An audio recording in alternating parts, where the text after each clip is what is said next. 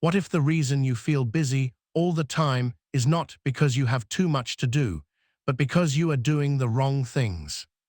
Most people wake up every day already tired. Their mind is full. Notifications, plans, unfinished tasks, pressure to do more. They move from one thing to another, yet at the end of the day, they still feel behind. And before we go further, if you want to simplify your life and grow stronger with every idea, subscribe to the book Day and become better than yesterday. This book, The One Thing, is written by Gary W. Keller, an entrepreneur who spent decades studying what actually creates extraordinary results. Not average success, not temporary wins, but long-term, meaningful achievement. And what he discovered goes against almost everything modern life teaches us. The core idea of this book is simple, almost uncomfortable in its simplicity. Success is not about doing more, it's about doing less, but better. Gary Keller noticed a pattern among high achievers. The most successful people were not the busiest. They were the most focused. They didn't divide their attention equally among many priorities. They identified one priority that mattered most and gave it disproportionate attention. This is where the book introduces its central question, a question that changes how you think about work, goals, and life. What's the one thing I can do such that by doing it, everything else becomes easier or unnecessary? This question forces clarity, it cuts through noise, it demands honesty, and most importantly, it exposes how often we confuse activity with progress. Most people create long to-do lists. They feel productive crossing off small tasks, but being busy is not the same as being effective. You can be busy all day and still move nowhere important. Keller explains this using the idea of the domino effect. Imagine a line of dominoes standing in front of you. Knock down the first one, and it hits the next, and the next, and the next. One small action triggers a chain reaction of results, but if you tap dominoes randomly, nothing meaningful happens. The one thing is that first domino. When you focus on the right thing, everything else begins to fall into place. When you focus on many things, nothing falls at all. This idea feels risky to most people. Focusing on one thing means saying no to many others. It feels irresponsible. What if you miss something? What if something goes wrong? But Keller argues the opposite. Trying to do everything is what actually creates failure. Multitasking, he says, is a myth. Your brain does not do many things at once. It switches rapidly between tasks, losing efficiency and quality every time. What feels like productivity is often just mental exhaustion. This book challenges you to stop asking, "What should I do next?" and start asking, "What matters most right now?" That shift alone can change your results dramatically. As the one thing moves forward, Gary Keller begins by exposing a set of beliefs that quietly sabotage focus. He calls them the lies we believe about success. These lies sound reasonable. They are repeated everywhere, and because they sound logical, most people never question them. The first lie is, everything matters equally. Modern life trains us to treat all tasks as urgent. Emails, messages, small requests, big goals, everything demands attention. But Keller argues that equality is the enemy of excellence. Not all tasks are created equal. A few actions create most results, while many actions create almost none. When you treat everything as important, nothing truly is. Priority disappears, energy scatters. The one thing forces you to accept an uncomfortable truth. Some things matter far more than others, and you must be brave enough to act accordingly. The second lie is, multitasking works. People often pride themselves on juggling many things at once, but Keller explains that multitasking is just rapid task switching. Every switch drains mental energy and increases mistakes. Instead of doing many things well, you end up doing many things poorly.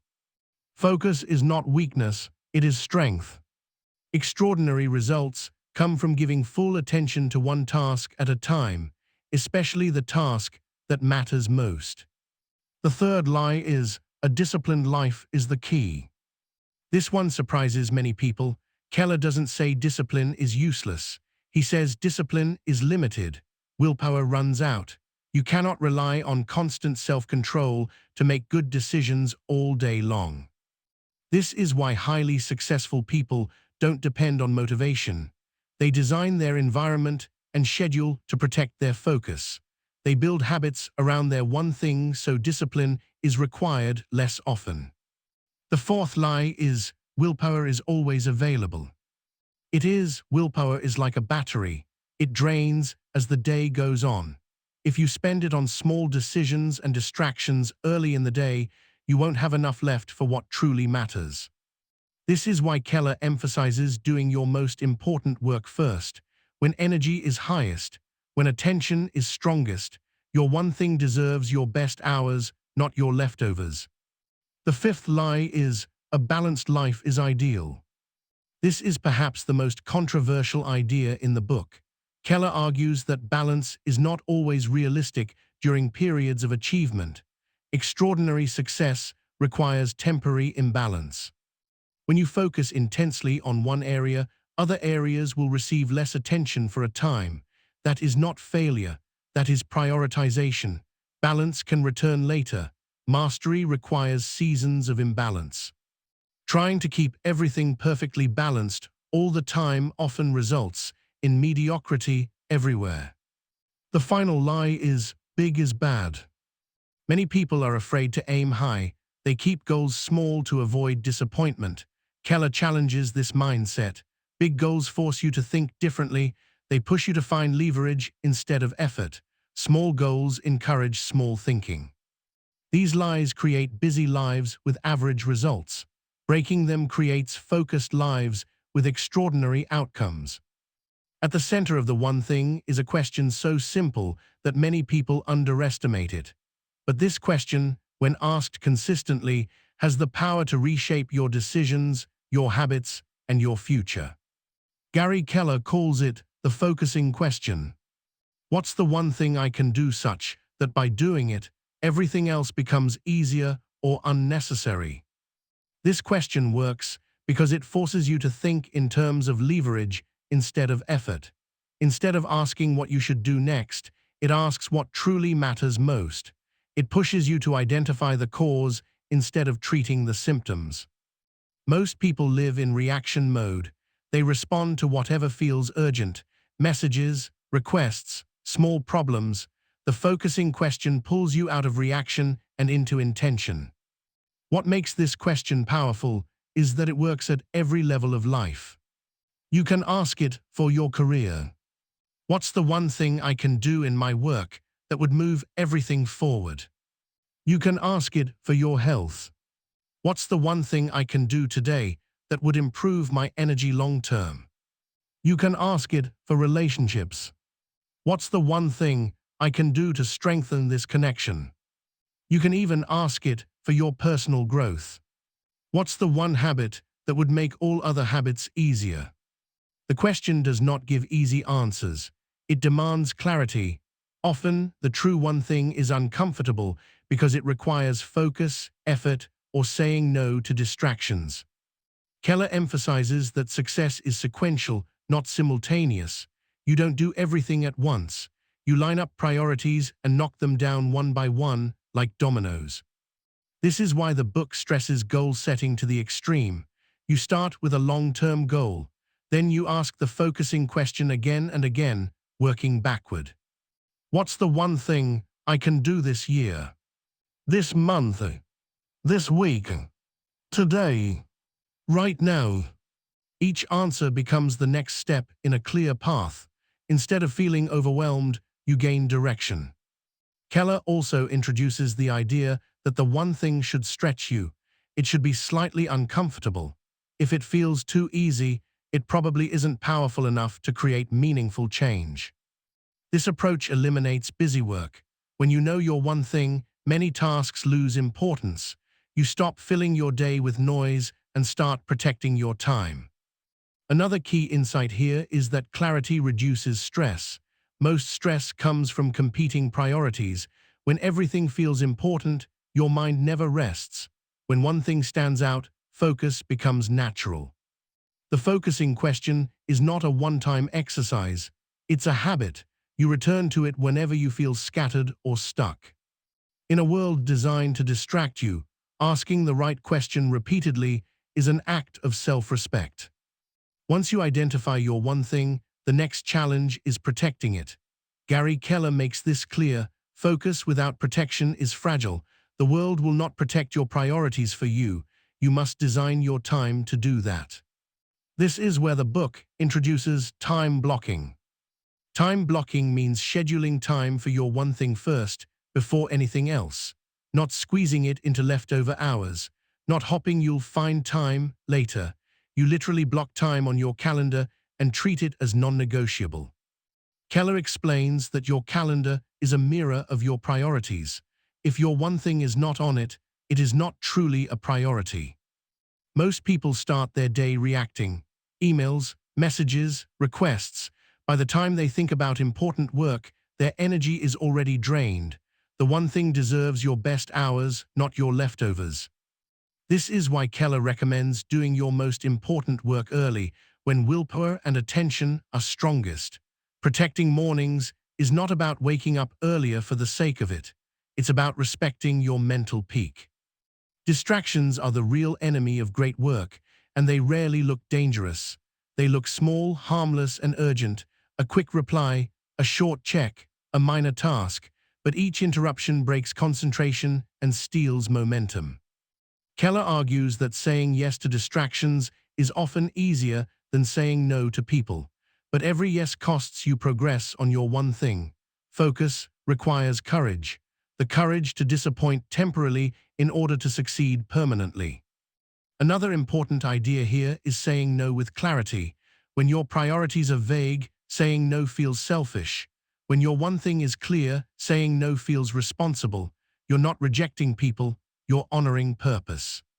Keller also addresses the myth that long hours equal high output. Productivity is not about how long you work, it's about how deeply you work. 1 hour of focused effort on the right task can outperform an entire day of distracted activity. Time blocking also creates boundaries. When people know you have protected focus time, they adjust. And when they don't, you still protect it. Consistency trains others how to treat your time. This section of the book teaches a powerful lesson. Extraordinary results require extraordinary boundaries.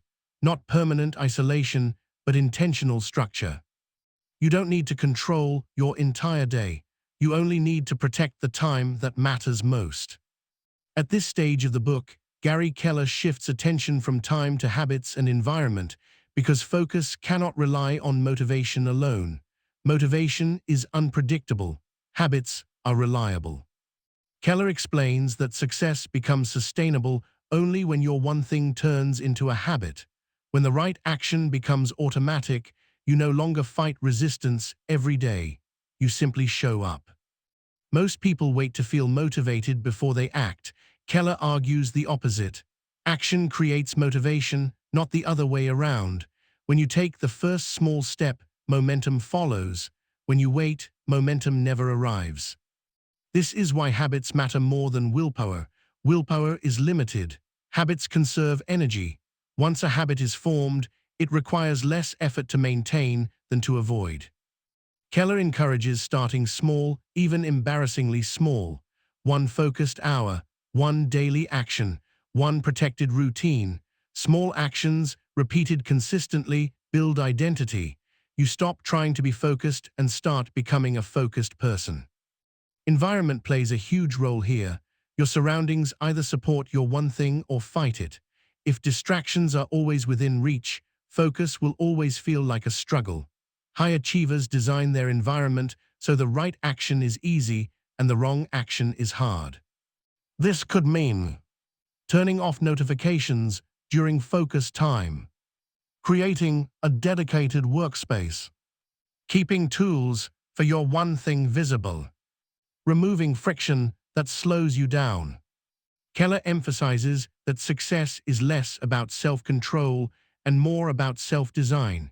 You don't rise to the level of your intentions, you fall to the level of your systems. Another key idea here is patience.